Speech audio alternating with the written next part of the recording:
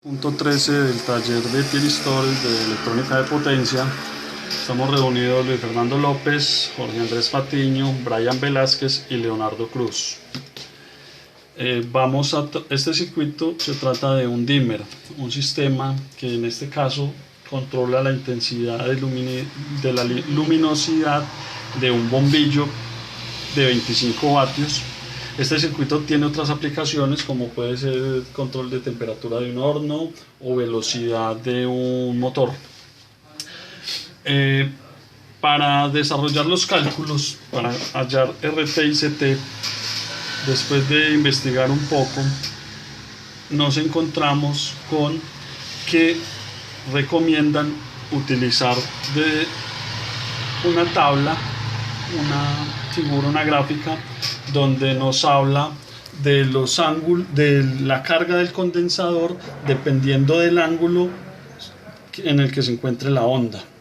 Entonces, a partir de ahí, utilizamos los datos del DIAC, la información del DIAC extraída del datasheet para calcular un voltaje normalizado.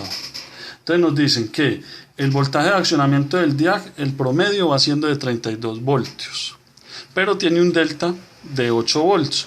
Ese delta nos indica que el DIAC tiene un accionamiento entre 28 y 36 voltios. Es un delta.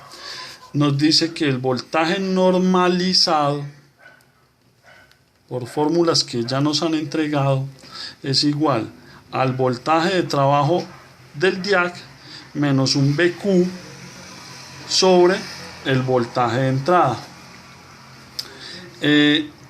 BQ por fórmula nos dice que es menos voltaje de trabajo más el delta de B sub 0. ¿Sí? Aplicando los valores con un voltaje de entrada de 127 volts y la información que nos da el datasheet, obtenemos que el voltaje normalizado es igual a 0,42. Esto es un valor adimensional. Tenemos la información que nos da el problema, el ejercicio nos dice que hallemos los valores para que el ángulo de trabajo sea entre 10 y 170 grados. Entonces, a partir de ahí, otro juego de fórmulas que nos entregan dicen que el phi de alfa 1 del condensador es igual a 2 veces la resistencia 1 más resistencia 2 por el capacitor por la frecuencia. Tenemos un circuito alimentado con una frecuencia de 60 Hz. ¿Sí? El segundo ángulo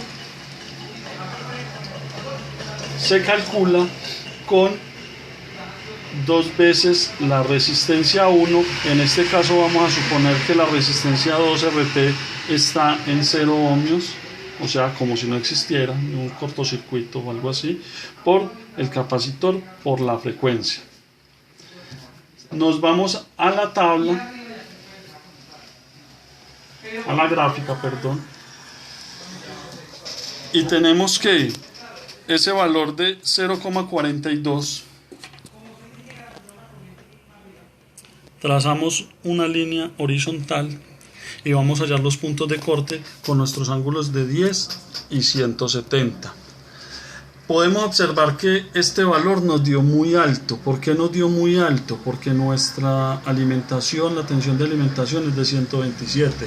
Si tuviéramos una alimentación a 220 volts, podríamos tener ángulos menores.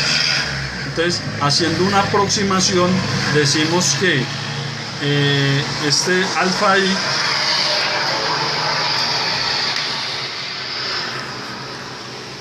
del capacitor es igual a 0,1 y el alfa 2 es igual a, para que mire dónde sacan los valores de la tabla. Decimos 4,2 a 2. A 2. Es igual a 2. Más o menos. Eso es un aproximado. Sí, es una muy buena aproximación, pero igual no deja de ser aproximación. A partir de allí podemos aplicar estos valores, considerando nosotros, asumiendo que vamos a trabajar con un capacitor de 0,1 microfarad. Entonces decimos que podemos calcular primero la resistencia 2, o sea, la resistencia que debe entregar el potenciómetro. Despejando la fórmula decimos que 0,1 es igual a 2 veces R1, que para nuestro ejercicio es de 4,7K, más R2 por el capacitor, que es 0,1 microfarad, por la frecuencia, que son 60 Hz. Despejando todo, decimos que R2 es igual a 3,63 kilo ohms. Llevamos el trabajo a un punto donde encontremos el dispositivo de forma comercial. Entonces utilizamos un potenciómetro de 10K. ¿Sí?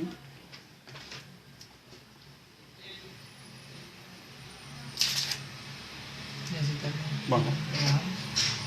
Y ya sacó la... Ya sacó lo que...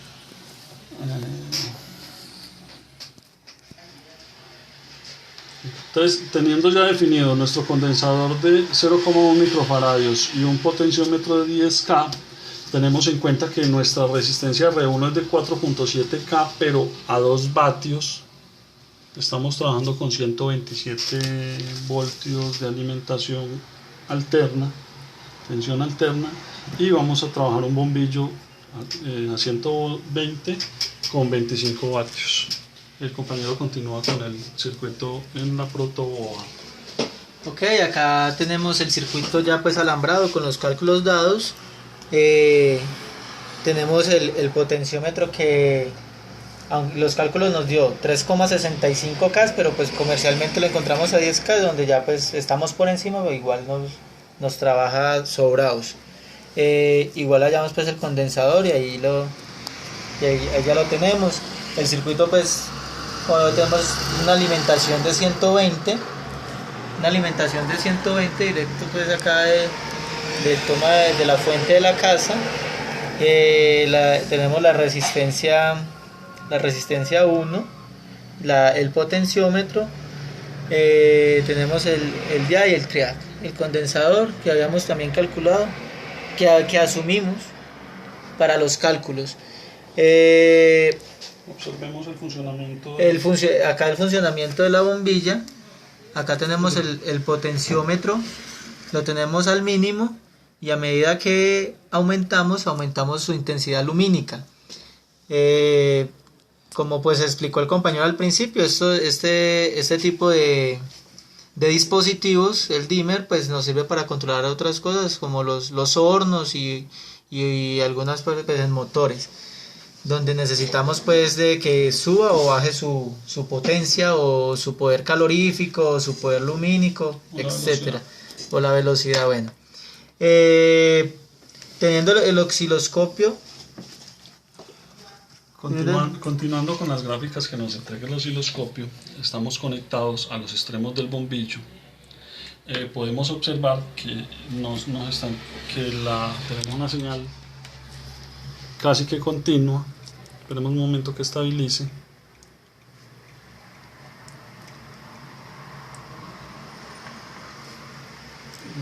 Llévelo a cero. Porque todo el circuito se está consumiendo la corriente que alimenta nuestro bombillo. Entonces, a medida que vamos modificando, alterando la resistencia, vamos observando que nuestra gráfica, un momento que vuelva y estabilice, aquí podemos observar perfectamente los ángulos de trabajo. Vemos que nuestra onda sinusoidal tiene un corte aproximadamente a 10 grados, el resto del tiempo conduce hasta unos 170 grados. Vamos a mostrarla de otra forma, en donde se va a ver el trabajo en el DIAC. en el triac, perdón. Vamos a llevar el osciloscopio a los extremos del triac, en donde vamos a obtener una onda con la forma solamente de lo que pasa por el triac.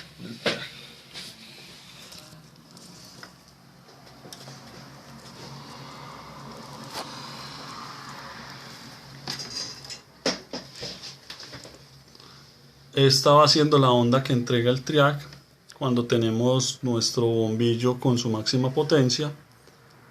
Vemos los picos, o sea que la corriente que está pasando por la compuerta del triac es mínima, está llegando casi toda la corriente por la otra parte del circuito hacia el bombillo.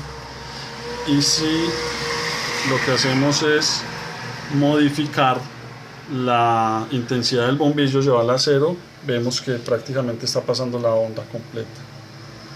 Y ya cuando lo aumentamos, es lo que nos muestra son los cortes, tanto positivos como negativos, son los picos en los positivos y negativos. Sí, es una corriente alterna donde se ve una señal tanto positivo como negativa.